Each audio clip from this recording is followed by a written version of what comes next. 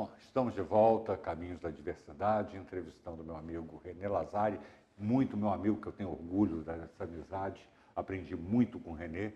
René, você estava falando da questão da informática, como te ajudou, né? E essa tecnologia assistiva realmente está faltando muito investimento no país, né? E você falou das barreiras de atitude, você comentou esse relatório. Realmente, uma das coisas que eu sinto, René, não sei se você concorda comigo, aí dizem que a educação vem de berço. Nós não vamos mudar a sociedade da noite para o dia. Mas falam em educação inclusiva, mas não colocam dentro das escolas uma matéria, inclusão, acessibilidade, a transversalidade desse tema não é abordado dentro das escolas, é o que eu sinto. Né? Para quê? Para que eduquemos as nossas crianças desde pequenas também, a aprenderem a lidar com os diversos tipos de deficiências, desde a sua terminologia, classificação, até no dia a dia. Porque eu me lembro de dois fatos, né, que você conta. Um eu lembro de mim, né, que eu achava que sabia tudo sobre deficientes, até te convidar na minha casa e o portão não está abrindo.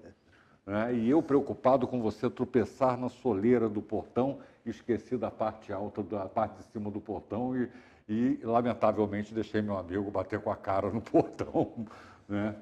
E você me contando do teu amigo. Eu gostaria até que você contasse isso, porque é tragicômico, né, René? Acaba... É uma experiência que eu tive em 2015, assim que nós criamos o CONDEF, 14, né?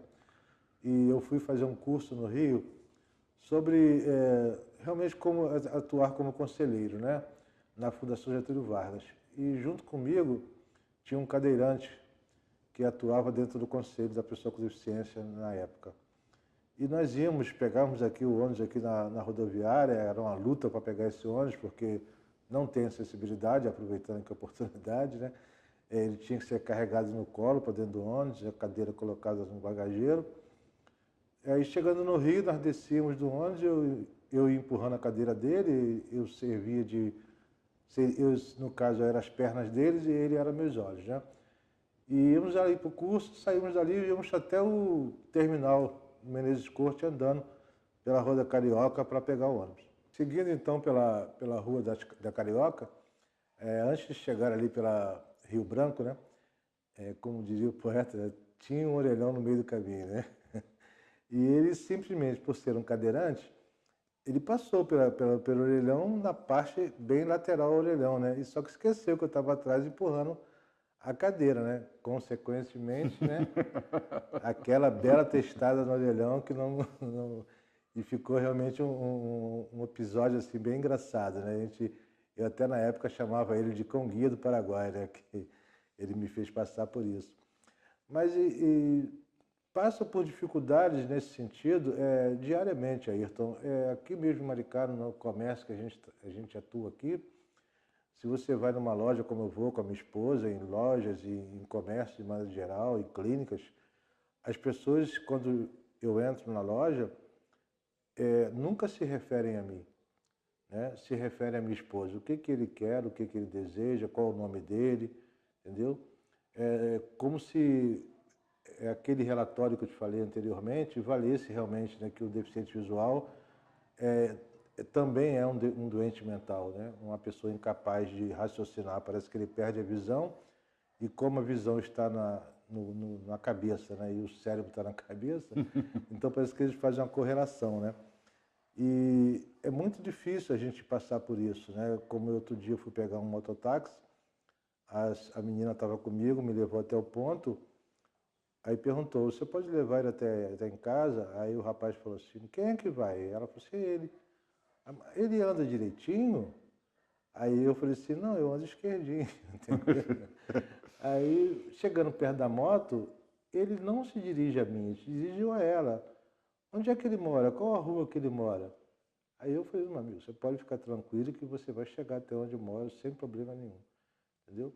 Então, essas coisas que a gente até entende, tenta levar para o lado bom da coisa, como a pessoa não conhece, não tem entendimento, não sabe, mas nós temos que tentar, até aproveitando essa oportunidade que você nos dá, de divulgar o máximo isso, entendeu? Tentar fazer com que as pessoas percebam isso e que hoje em dia, você me conhece, sabe que eu digo sempre isso, A imagem do cego, antigamente, era um velhinho de cadeira, sentado na porta da igreja pedindo esmola. Isso não existe mais. O deficiente hoje, em todas as áreas, em todas as deficiências, ele está nas ruas brigando pelos direitos, ele conhece os direitos, sabe o que tem a conquistar, entendeu? E essa sua fala, quando você diz que a educação tem que estar dentro da escola também, entendeu? É realmente isso que nós temos que buscar, que as pessoas conheçam, porque a deficiência, ela não é como diria os antigos, não é um castigo de Deus, né? A deficiência é uma condição humana e ninguém está livre dela.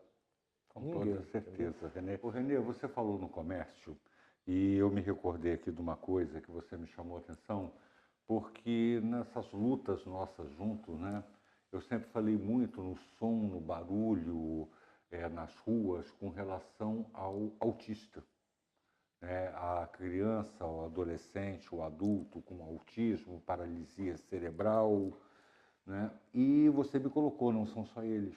Eu gostaria que você explicasse essa situação com relação, né, a esse caos urbano. Como é que funciona isso para você? É perturbador, né? Realmente a palavra certa é essa. Essa semana, inclusive, eu tive com a minha esposa no centro e o nosso centro aqui de Maricá está ficando alguma coisa assim insuportável, né? Caixa de som numa farmácia, em frente àquela farmácia uma outra caixa de som e lojas anunciando a coisa aos berros, entende? E é muito difícil para nós que não enxergamos. Você imagina você dentro de um ambiente, você ouvindo gritos de um lado, buzinas de outro, porque nós temos, não que nós ouvimos mais do que os outros, que as pessoas costumam dizer, ah, você escuta mais do que eu. Não, nós aprendemos a desenvolver mais a audição, porque nós precisamos dela. Porque até então, quando você enxerga, você não precisa se preocupar com certos barulhos, porque você está vendo. Então você direcionou o seu olhar, você chegou ao seu objetivo. Agora, você não enxergando, você tem que procurar suprir a falta da visão de alguma forma. Então você vai pela audição e pelo tato, principalmente, né? São os dois sentidos. A audição, você aguça mais ela, então você começa a perceber mais os sons. Você ouve uma música hoje, você começa a perceber o som dos instrumentos que estão dentro daquela música. Você não ouve um todo, você percebe o instrumento por instrumento que está tocando ali.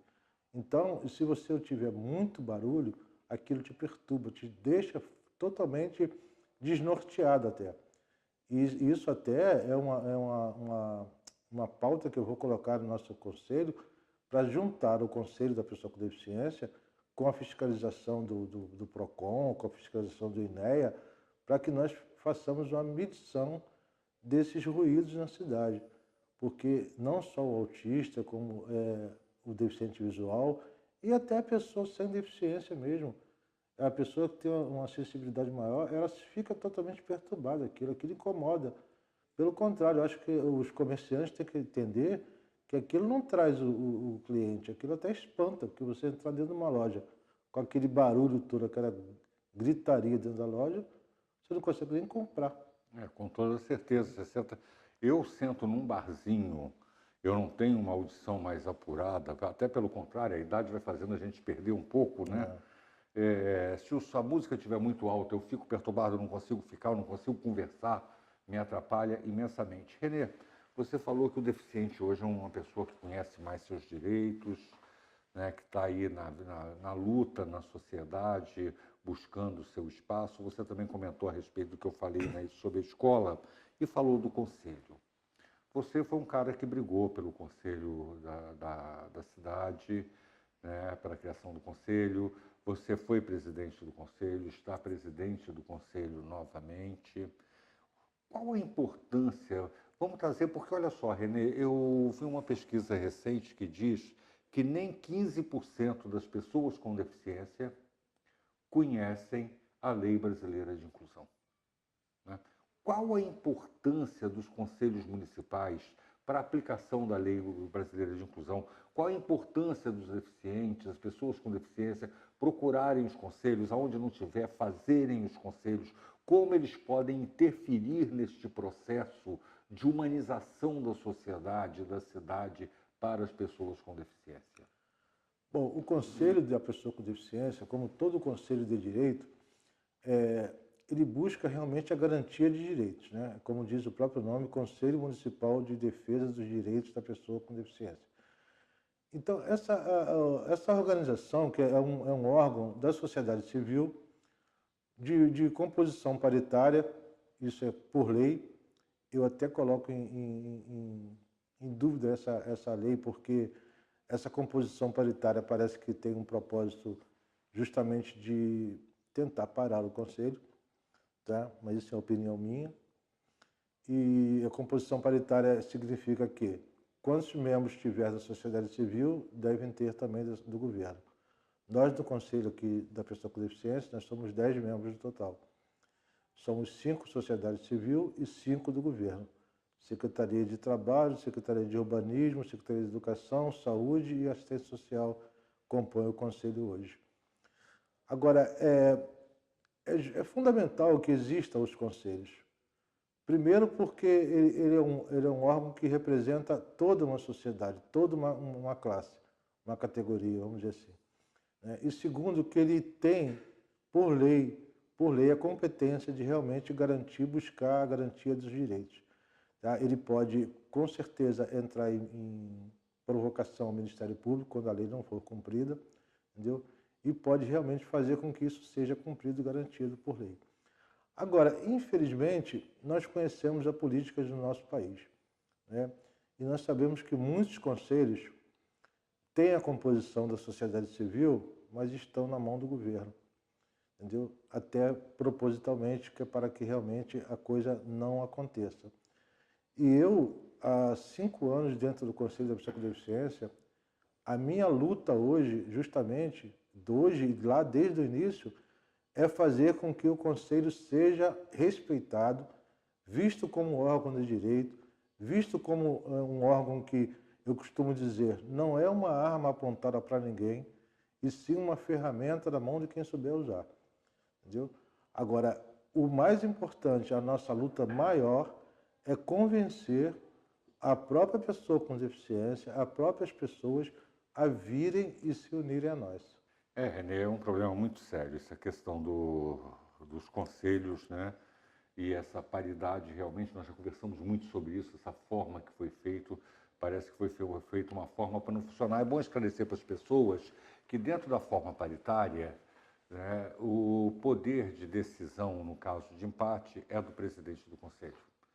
E o que acontece? Um ano a presidência é da sociedade civil, outro ano é do governo. Então você tem que, no ano do governo, se não for interesse do governo, nada é aprovado. No ano da sociedade civil, se não for do interesse do governo, os membros do governo não vão às reuniões, não tem quórum, nada é decidido. Eu sou Ayrton Becali, em Caminhos da Diversidade. Acabamos de entrevistar René Lazari, que eu tenho orgulho de dizer meu amigo, né? E eu gostaria que o René, livremente, qual o seu recado para a sociedade, para as pessoas, seja a respeito da deficiência, seja a respeito de conselho, o que você gostaria de falar para as pessoas agora? Bom, em primeiro lugar, mais uma vez te agradecer pela oportunidade, parabenizar você pelo programa, o Canal 10 também, e dizer o seguinte, o mais importante de tudo na vida do ser humano, né, é nós termos respeito um pelos outros. Procurarmos nos colocar sempre no lugar um do outro. Porque, como eu falei aqui anteriormente, a deficiência é uma condição humana que ninguém está livre dela. Então, hoje, eu estou deficiente, entendeu? Eu não era até os 49 anos de idade.